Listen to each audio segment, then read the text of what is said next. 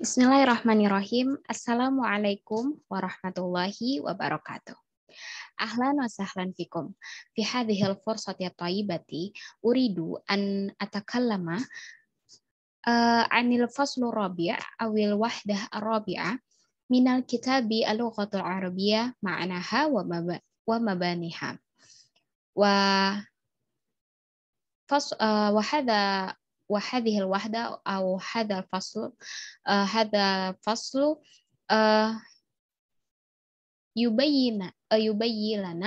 يبين لنا عن النظام الصرفي فلذلك سوف أتكلم عن النظام الصرفي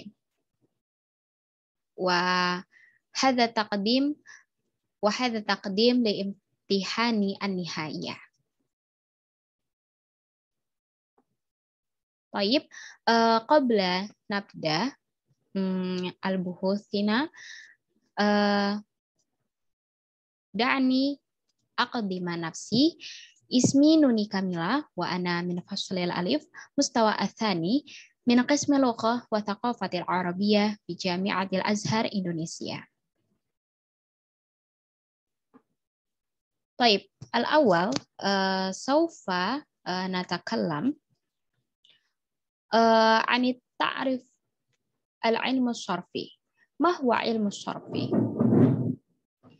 الصرف هو قواعد يعرف بها صيغ الكلمات العربية وأحوالها التي ليست بإعراب ولا بناء، وموضوعه الاسم المتمكن والفعل المتصرف، فلا يبحث عن المبنيات ولا الأفعال الجامدة.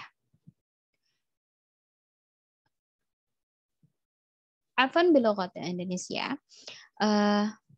Jadi teman-teman, di sini kita bisa menyebutkan bahwa pengertian dari ilmu sorof yaitu ilmu yang membicarakan bentuk dan keadaan suatu kalimat atau kata, atau yang biasa kita sebut dengan bina, yang mencakup jumlah huruf dan harokatnya.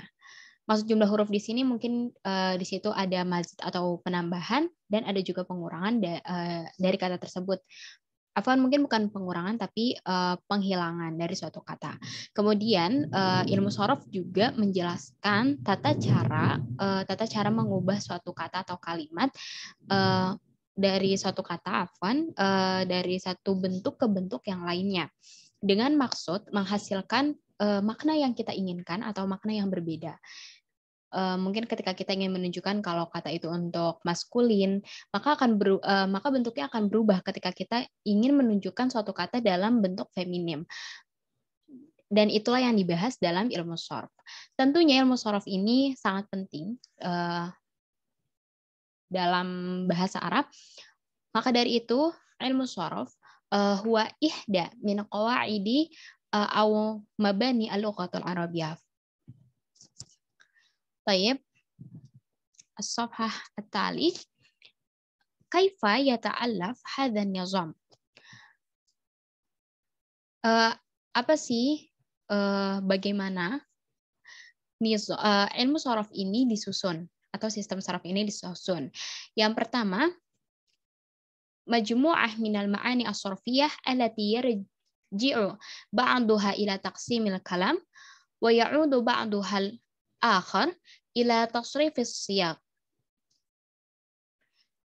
Jadi dalam ilmu sorof itu merupakan sekelompok makna morfologis yang sebagian diantaranya mengacu pada pembagian kata dan bagian yang lain atau sebagian yang lain mengacu pada konjugasi bentuk atau perubahan bentuk. Kemudian yang kedua, ilmu sorof juga berisi ta'ifatun minal mabani, ba'duha siyagu mujarradah, wa ba'duha liwasiqi, wa ba'duha zawaid, wa ba'duha mabani adawat. Jadi poin kedua, ilmu sorof ini tersusun dari sebagiannya ada yang berupa mujarrad atau kata abstrak atau kata yang terlepas dari suatu hal, dari suatu bentuk yang lainnya.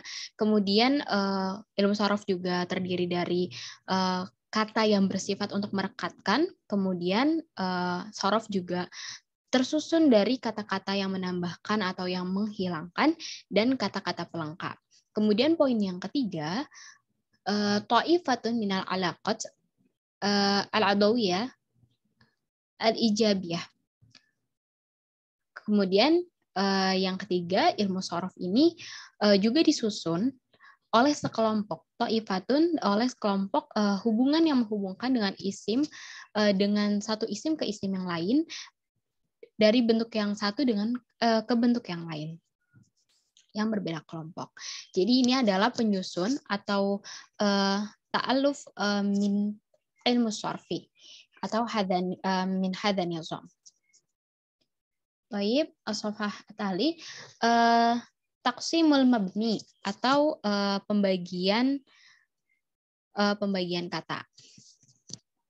Dalam buku kitab Al-Lughatul Arabiyyah Ma'naha wa Mabaniha, saya menangkap bahwa pembagian kata atau taksimul mabani terbagi menjadi dua, yaitu mabani taksim wa mabani tasrif.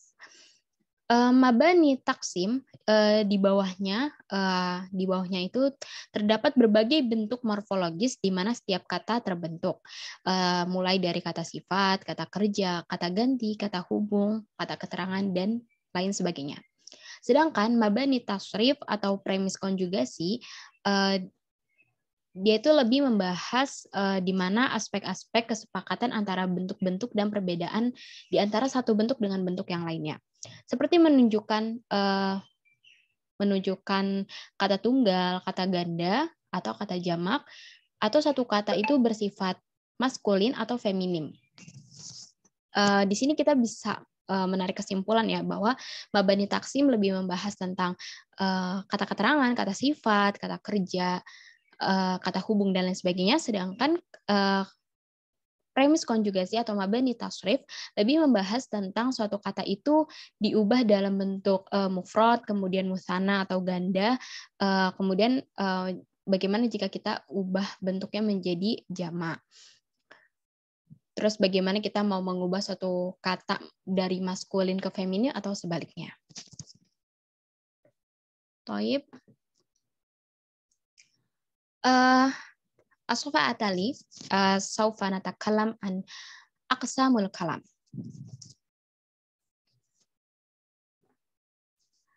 Aqsamul kalam atau pembagian jenis kata. Yang pertama ada ism. Al-ismu huwa kalimatu allati tadullu ala ma'na fi nafsiha wala taqturun bizamani. Wa ya'riful ismu bil jarri wa dukhulu ala ta'rif alaihi aw huruful jar wa hurufun nida wa kadzalika ya'rifu bi isnadi ilaihi.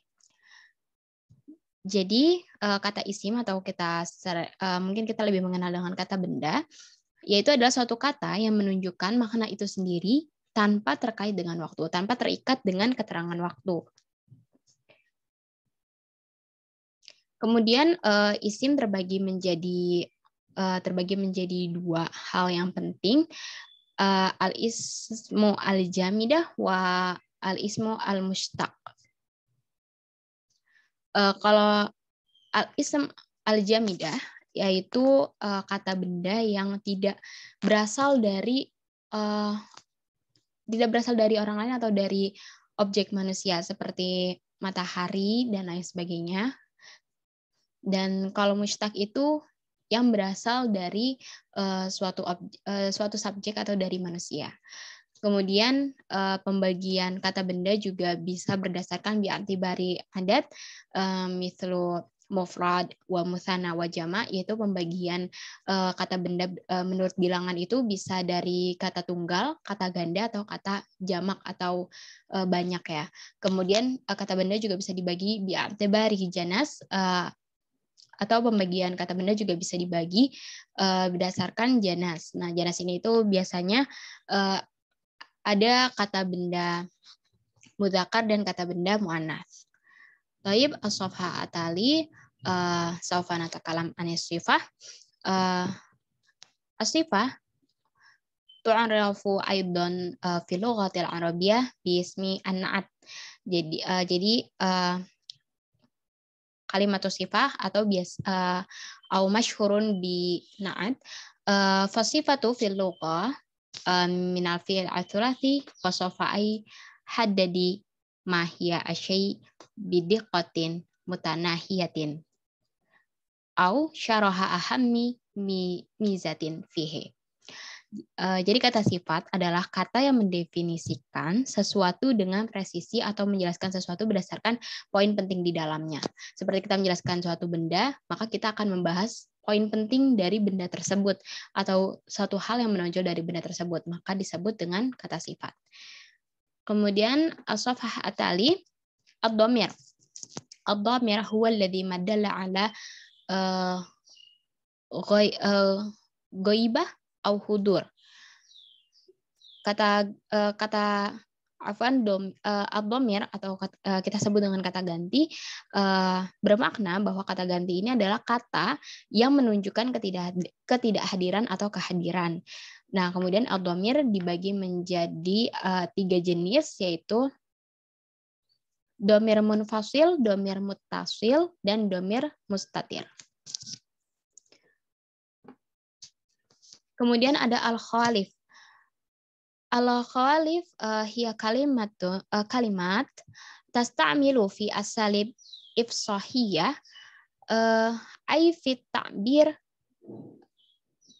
ta'bir an mawaqifi infi'aliyah wal ifsahi anha. Al-khalif ialah kata-kata yang digunakan dalam metode deklaratif, yaitu dalam mengungkap.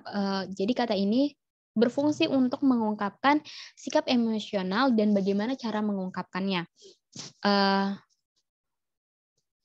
Dan dia terbagi menjadi 4 jenis, yaitu isim fa'il, ada madi mudhari dan amr, kemudian ada ism as-saut, seperti sifat untuk menjelaskan bahwa kucing itu mengeong dan singa mengaung dan lain sebagainya. Kemudian ada at-ta'ajjub, kata untuk mengungkapkan atau mengekspresikan suatu ketakjuban, seperti ma'ajmala hadza jabal wa ghairu dzalik. Suma yang terakhir itu ada al-madah wa dzam. Ini adalah kalimat untuk mengekspresikan suatu pujian dan kritikan. Madah itu pujian dan dzam itu adalah suatu kritikan. Jadi bagaimana cara untuk mengekspresikan suatu pujian, memberikan pujian kepada orang lain, dan bagaimana cara memberikan atau mengekspresikan saran kepada orang lain. Dan ini akan dibahas dalam al-khalif. As-safhah atali al-fi'al. Al-fi'al huwa kalimatun tadulu ala hadutsu muqtarin bizaman. Kata kerja, al-fi'al merupakan kata kerja, yaitu kata yang menunjukkan suatu peristiwa yang berhubungan dengan waktu. Kalau tadi isim atau kata benda tidak berhubungan dengan waktu, tapi kalau fi'il berhubungan dengan waktu atau terikat dengan waktu. Kemudian fi'il ini pembagiannya menjadi 4. Fi'il yang qasimu fi'al bi'tibari zamanihi itu terbagi lagi menjadi madi mudhari wa amr, mungkin ini sudah tidak asing lagi. Kemudian yang kedua fi'il bi'tibari ahrufihi ila mujarrad wa mazid. Kemudian ada fi'al bi'tibari ma'nahu ila muta'ad wa lazim. Kemudian ada fi'il bi'tibari bina'ihi. Itu terbagi menjadi sahih wa mu'tal.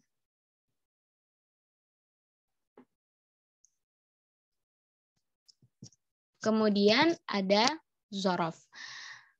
Zorof atau kita sebut dengan kata keterangan. Kata keterangan adalah kata benda yang menunjukkan waktu atau tempat, kejadian, dan arti dalam kata keterangan. Oleh karena itu kita juga bisa menyebut bahwa kata keterangan ini adalah suatu efek dari suatu hal atau dari suatu hal. Kemudian az-zaraf atau kata keterangan terbagi menjadi dua, yaitu zaraf zaman dan zaraf makan. Yastakhdimu zarfu az-zaman li bayyana az-zaman alladhi yaqa'u fihi al-fi'al. Mithlu safara Zaidun al-yauma. Hari ini Zaid pergi.